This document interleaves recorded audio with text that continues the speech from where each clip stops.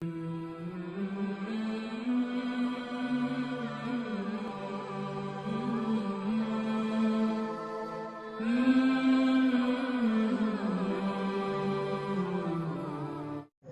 ناظرین السلام علیکم ورحمۃ اللہ وبرکاتہ۔ آج کا بیان ہے، پورا بیان ضرور سنیں اور اس پر عمل بھی کریں اور اللہ سے دعا کریں کہ اللہ ہمیں نیک عمل کرنے کی توفیق عطا فرمائے۔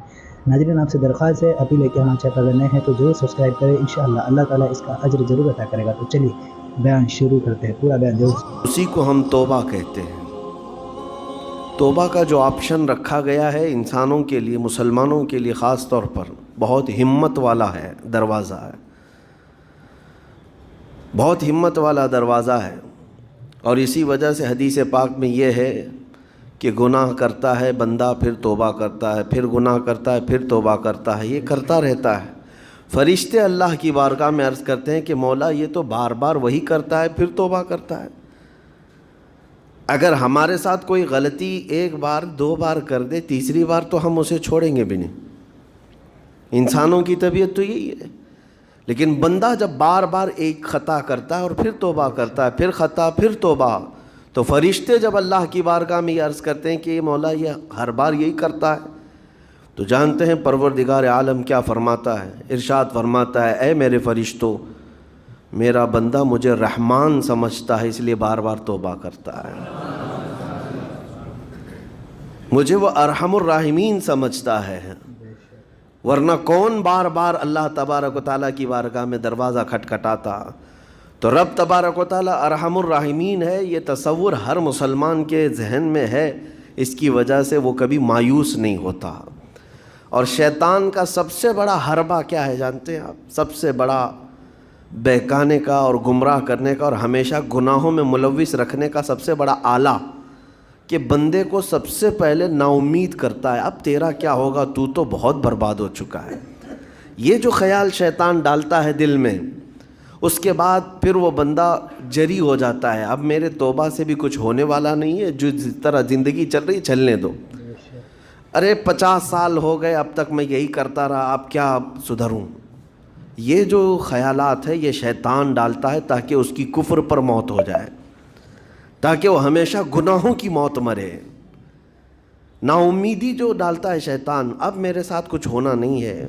نہیں میرے عزیزو، رحمت عالم صلی اللہ تعالیٰ علیہ وسلم کی بارگاہ میں کیسے کیسے لوگ آئے اور ارحم الراحمین نے ان کی توبہ قبول کی۔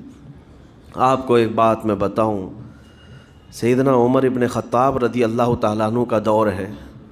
مثنوی شریف میں مولانا روم فرماتے ہیں، جنت البقیع آپ نے سنا ہوگا، قبرستان مدینے کا، مدینے کے قبرستان میں رات کے وقت ایک بوڑھا آدمی 80 سال کا جو بانسری بجاتا تھا اور اسی سے پیسہ کماتا تھا، اس کی بانسری میں بڑی اچھی لے تھی، بڑی سر اچھی تھی، لوگ سنتے تھے اور پیسے دیتے تھے، لیکن بڑھاپے میں جب سانس پھولنے لگ جاتی ہے، ہانپنے لگ جاتا ہے، سانس نہیں ٹھہرتی، تو بانسری کیسے بجتی؟ اس کی لے ٹوٹ جاتی، لہجے بدل جاتے۔ بوڑھا آدمی، اب اس کی بانسری سننے کو کوئی آتا نہیں تھا اور پیسے ملتے نہیں تھے، تھک ہار کر کے وہ آیا، رات کا وقت تھا، جنت البقیع قبرستان میں، 80 سال کی عمر کا ہو گیا ہے، اس نے بانسری توڑ دی، کہا زندگی بھر جس چیز سے میں کماتا تھا اب میری سانسوں نے جواب دے دیا، جسم پھولنے لگا ہے، سانس زیادہ آنے لگ گئی ہے، اب میرا کھانا پینا کیسا چلے گا؟ خیر ارحم الراحمین ہوں تو تیرا ہی بندہ، میرے اہل و عیال نہیں، میرے رشتہ دار نہیں، مجھے اگر تو بھوکا مارنا ہے تو اسی قبرستان میں مار دے، یا اگر میری زندگی باقی ہے تو میرے رزق کا انتظام کر دے۔ وہ رو رہا تھا 80 سال کی عمر میں۔ جب بندہ لاچار و مجبور ہوتا ہے تو پروردگار کو ہی یاد کرتا ہے۔ جانتے ہیں عمر ابن خطاب رضی اللہ تعالیٰ عنہ امیر المومنین مسجد نبوی میں تھے اور ان کی آنکھ لگی تھی، خواب میں رسول پاک صلی اللہ تعالیٰ علیہ وسلم تشریف لائے، کہا عمر اللہ کا حکم ہے جنت البقیع میں جاؤ، ایک بھوکا آدمی کھڑا ہے، اپنے گھر سے کھانا لے جاؤ اور اس کی ضرورت کا انتظام کرو۔ नींद खुली तो आपने देखा अल्लाह के हबीब सल्लल्लाहु अलैहि वसल्लम की तरफ से हुक्म आया और रब्बे जुल जलाल का हुक्म है। घर से उम्दा खाना लिया, तोशादान लेकर के, कुछ माल व मता भी लेकर कब्रस्तान में गए, ढूंढा कौन है यहाँ पर, तो देखा कि एक हाँफता कांपता हुआ 80 साल का बूढ़ा रोता हुआ नजर आया। अमीरुल मोमिनीन अपने हाथ में तोशादान लेकर उसके करीब गए, कहा तू भूखा है? कहा हाँ भूखा हूँ। बैठ चल मैं तुझे खिलाता हूँ। दस्तरखान बिछाकर उसे अपने हाथों से खिलाया और उसे अपनी ज़रूरत के मुताबिक जो ज़रूरियात थीं उसकी ज़रूरत के मुताबिक वो सारी चीज़ें दी। वो बूढ़ा पूछता है आप कौन हैं? हज़रत उमर फ़ारूक ने कहा मैं उमर इब्न ख़त्ताब हूँ। वो डर गया। हज़रत उमर से कौन नहीं डरता था कि कहीं ये खिला पिला करके मुझे कोड़े ना मारें कि ज़िंदगी भर बांसुरी बजाने वाला, हाँ आज मुझे ये सज़ा ना दे दे। वो कांपने लगा। कहा कि आप यहाँ कैसे? हज़रत अमीरुल मोमिनीन कहते हैं मैं खुद नहीं आया, मुझे अल्लाह के रसूल ने भेजा और रब तबारक व तआला का हुक्म आया था कि तू भूखा है और तूने रिस्क मांगा है और मुझे तेरे रिस्क दे करके भेजा गया है। वो चीख मार करके गिर पड़ा ज़मीन पर और रोने लगा, अपने हाथ फैलाकर कहा सच फरमाया मौला तू अरहमुर राहिमीन है। 80 साल तुझसे दूर भागता रहा, एक बार क्या तुझे मैंने पुकारा, तूने वक्त के अमीरुल मोमिनीन को खाना देकर भेज दिया।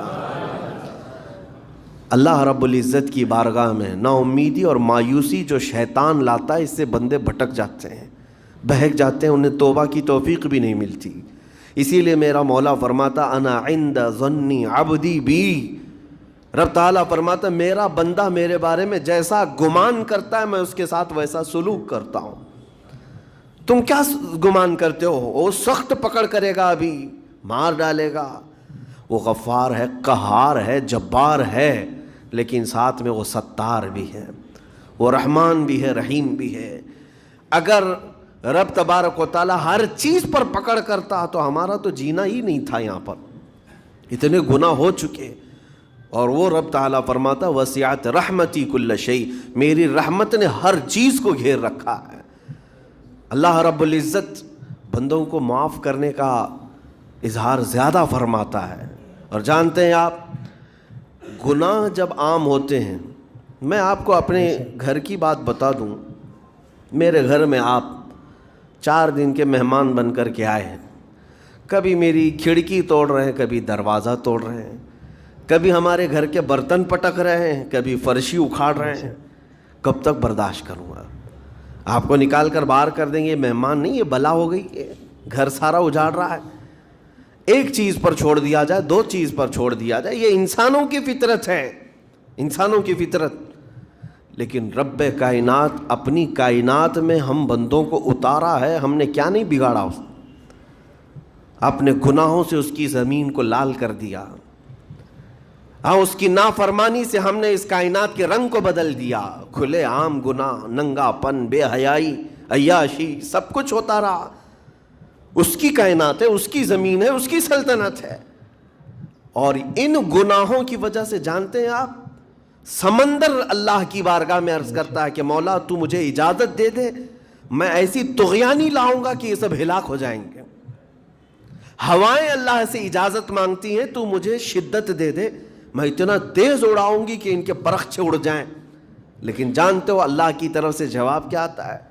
समंदर को भी रब ताला फरमाता, हवाओं को भी कहता है रब ताला रुक जाओ, मैं मेरे बंदों के इंतज़ार में हूँ, मेरे बंदों की तौबा के इंतज़ार में हूँ कि मेरे बंदे मेरे पास लौट आएंगे।